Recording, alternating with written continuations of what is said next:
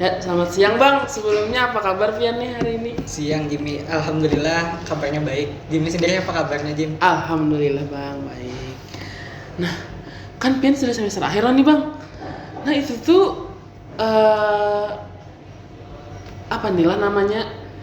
Kan Pian sudah menyusun sidang, Oh ya, sudah tugas akhir lah. ya tugas akhir loh Bang. Nah selanjutnya ini kan sudah revisi nih. Nah sudah sampai mana revisi Pian tuh Bang? Oke, mungkin alhamdulillah lah. Aku sendiri sudah sidang mungkin udah hampir 10 hari kayaknya lah. Alhamdulillah. 10 hari yang lalu gitu. Oh iya sudah melihat di story Pian lah. BTW congrats ya. Alhamdulillah. Jadi untuk saat ini mungkin lagi ngerjakan revisi lah. Dan kebetulan tadi sebelum hadir di sini ketemu dosen juga dulu ya untuk ngumpul revisi dan mudah-mudahan cepat lah revisinya selesai terus di ACC gitu. Amin. Amin. Nah, selanjutnya apa nih Bang rencana Pian ke depannya nih setelah revisi itu? Rencana kedepannya mungkin untuk rencana kedepannya ini masih fokus sih gitu untuk menyelesaikan revisi dan lain sebagainya karena kan selesai revisi kita masih dihadapkan dengan uji plagiasi lagi gitu.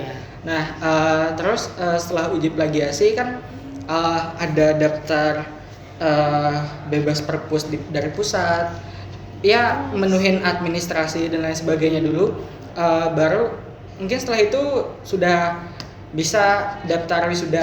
Nah, karena Bang yang mahasiswa inginkan biasanya kan maksudnya mahasiswa tunggu itu kan momen wisudanya nih. Nah, apa tuh sudah persiapan Pian gesan wisudanya nanti Bang? Persiapan buat wisuda kalau dari aku pribadi mungkin nggak ada sih yang disiapin buat wisuda karena kan yuk paling nyediain buat hadir doang kan. Nah mungkin yang penting kesehatan aja sih biar mungkin pas wisuda bisa hadir gitu lah. Mungkin mengikuti dari awal sampai dengan selesai. Mungkin itu aja sih Jim. Nah, kalau boleh tahu aja nih Bang, wisuda tuh kapan aja Bang? Dan waktu dekatnya apakah ada wisuda? Oke, dalam waktu dekat. Jadi jadwal wisuda sendiri itu sudah ada ditentukan dari pihak Universitas Sambung Mangkurat sendiri.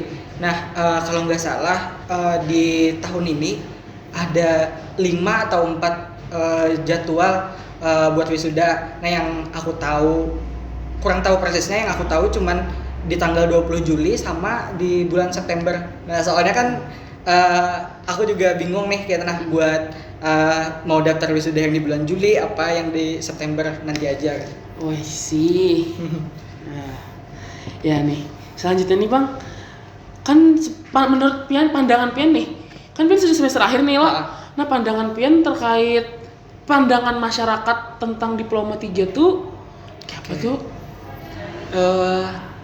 Pandangan masyarakat tentang D3 mungkin lebih ke jenjang pendidikannya antara D3 sama S1 seperti itu lah. Oke, mungkin dari aku pribadi ada 2 perspektif mungkin gitu. Nah, pandangan umum masyarakat terhadap bedanya jenjang pendidikan antara diploma 3 sama S1. Nah, strata 1. Mungkin yang pertama ada sebagian orang yang memang niat dan memang dari orang tersebut gitu. Ya ingin dari awal memang ingin sekali masuk untuk menempuh pendidikan di diploma 3. Nah, namun ada sebagian orang juga yang sudut pandangnya terhadap jenjang pendidikan diploma 3 ini katanya nanggung lah dan lain sebagainya gitu. Nah, cuman kembali lagi gitu ke beberapa sudut pandang masyarakat yang positif. Nah, kan karena ada sebagian masyarakat yang memang memilih jenjang pendidikan sesuai dengan kebutuhannya seperti itu. Nah, mungkin ada beberapa kawan-kawanku juga yang memilih jenjang pendidikan ini karena memang ingin cepat bekerja dan lain sebagainya seperti itu, Jim. Oh, sih. Oke. Mungkin dari aku nih nanya ke Jimmy. Kalau dari Jimmy sendiri bisa ceritakan dari awal kenapa jadi sekarang ini kuliah di Diploma 3. Nah, sebenarnya tuh gini Bang, kisahnya tuh kita tuh awalnya ingin masuk hukum juga nih.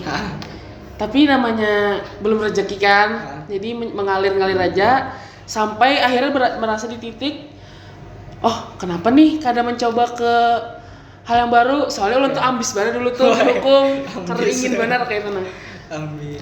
Kenapa kadang mencoba hal baru, peruntungan yang baru dengan mencoba masuk Diploma 3. Kenapa masuk Diploma 3? Ya tadi karena pertama ingin cepat kerja. Lawan juga kata orang banyak tuh kalau di D3 tuh kita lebih banyak, bukan maksudnya tuh prakteknya tuh lebih banyak. Jadi kita tuh sudah diasah untuk menghadapi situasi kerja nanti. Oke, betul. Mungkin banyak alasannya sama kayak kawan-kawan apa yang lain juga. Mungkin ada sebagian yang seperti kau katakan di awal tadi, ada sebagian yang memang niat dari awal masuk D3, cuman ada sebagian yang memang belum rezekinya lah, kayak tadi diterima di jurusan atau fakultas lain lah, seperti itu. Nah Bang, sebagai mahasiswa semester akhir nih Pian nih, apa sih experience yang Pian dapat dari memasuki Diploma 3 ini dari maba sampai di titik sekarang? Mungkin bicara pengalaman sebagai mahasiswa tingkat akhir Jim. Mungkin sedikit bercerita di awal, karena pada awalnya juga masuk ke jurusan akuntansi pun jujur bukan murni dari keinginan pribadi lah ya. Karena lebih minat ke arah yang mungkin ilmu politik, hukum dan lain sebagainya seperti itu. Nah cuman adanya support dan dukungan dari mungkin keluarga, terutama kakak gitu, buat ngambil jurusan yang arahnya di bidang ekonomi. Terus putuskan ngambil di bidang ekonomi. Nah singkat cerita, setelah masuk di Diploma 3 akuntansi, mungkin kan aku kuliah secara open juga sangat singkat. Nah bisa dibilang masih baru awal semester 2, kalau nggak salah UTS pada saat semester 2 baru sampai UTS itu sudah COVID kan gitu. Nah cuman dari awal aku masuk kuliah itu kan ngikutin PKKMB dulu, ngikutin PKKMB dari universitas, fakultas. 1 minggu setelah PKKMB dari fakultas itu ada kegiatan yang diselenggarakan oleh Himpunan Mahasiswa Diploma 3. Nah, biasa mungkin kita kenal Himadel gitu. Nah, itu ada acara Diploma 3 meeting area, biasa disingkat dengan D3MA. Nah, itu acaranya tuh seperti biasanya lah, masing-masing mungkin dari prodi ada menyambut mahasiswanya sendiri kayak gitu di jurusannya masing-masing. Nah setelah ikut itu kuliah, mungkin banyak kesulitan juga pada saat mengikuti perkuliahan karena sama sekali nggak ada basic akuntansi. Nah karena waktu SMA juga kuliahnya jurusan IPA, SMA. Pada saat SMA jurusannya ngambil IPA gitu. Nah, terus sembari mungkin lebih banyak mempelajari lah akuntansi buat bisa bersaing atau bisa beradaptasi di dunia pendidikan yang baru. Banyak mengikuti kepanitiaan juga gitu, nah yang ada di jurusan Diploma 3 yang dinaungi oleh Himpunan Mahasiswa Diploma 3. Nah jadi pada awal masuk kuliah itu ada ikut open recruitment kepanitiaan Semarang Perpajakan dan Akuntansi pada saat itu. Nah terus jalan hampir 2 bulan kalau nggak salah di kepanitiaan itu sebagai anggota divisi konsumsi pada saat itu. Terus 1 bulan berikutnya itu dipercayai jadi ketua panitia lagi. Nah, ketua panitia di musyawarah besar himpunan mahasiswa diploma 3. Nah, setelah itu kan selesai dari sebagai ketua panitia, terus memutuskan masuk ke himpunan mahasiswa diploma 3-nya, dan alhamdulillah diterima, ditempatkan di bidang 2, bidang kemahasiswaan dan alumni. Terus singkat cerita lagi, alhamdulillah di tahun kemarin jadi ketua umum dari himpunan mahasiswa diploma 3 tersebut. Nah bang, kan tadi Pian ada membahas terkait PKKMB tuh. Waktu zaman Pian tuh berarti PKKMB tuh offline loh bang? Iya, nah jadi pada saat itu 2019 lah kalau nggak salah, 2019 akhir sekitar bulan September dari Agustus apa September itu dilaksanakan PKKMB dari ya tadi dari universitas, fakultas. Nah, dan alhamdulillahnya pada saat itu belum COVID. Belum COVID. Jadi iya. Alhamdulillah merasakan sekali lah penjalanan penjalanan PKKMB secara offline. Ada total mungkin 3 hari ada PKKMB dari universitas, terus 3 hari PKKMB dari fakultas.